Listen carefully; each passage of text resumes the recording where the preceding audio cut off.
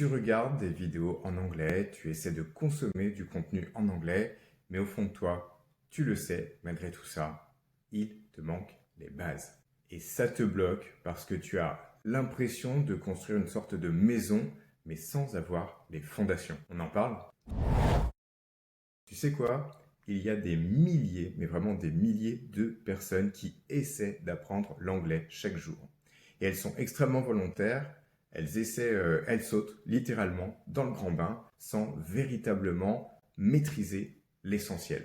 Et c'est tout à fait humain de vouloir, à cette époque, de vouloir aller vite, de vouloir aller fort. Le problème, c'est qu'il ne faut pas confondre vitesse et précipitation.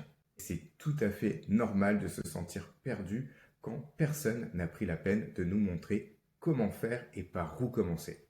Et il est là le vrai problème, c'est que vraiment personne ne t'a véritablement montré où se cachaient ces bases essentielles et comment tu pouvais te les approprier. Et toi, du coup, pour combler cette espèce de manque, eh bien, tu surfes, tu consommes du contenu, tu essaies de glaner des structures, ça et là, avec du vocabulaire un petit peu de façon éparse. Tous ces efforts, ils sont louables, il n'y a aucun souci là-dessus. Le problème, c'est que tu fais des efforts qui sont totalement dispersés et ça, eh bien, ça te mine et tu finis par ressentir le fait d'être incomplet ou incomplète par rapport à ton niveau d'anglais.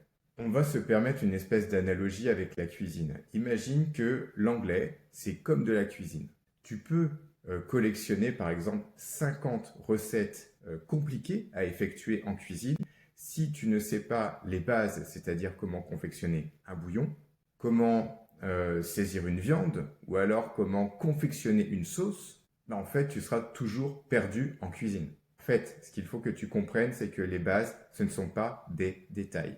Ce sont vraiment les 20% essentiels qui vont te permettre d'acquérir les 80% de confiance. Si tu veux enfin poser les fondations solides, celles qui vont te permettre d'apprendre et comprendre la langue anglaise efficacement, je t'invite à cliquer sur le lien ci-dessous ou faire un clic dans ma bio. Et moi pour l'heure, I wish you a very pleasant day and I look forward to speaking with you in another video.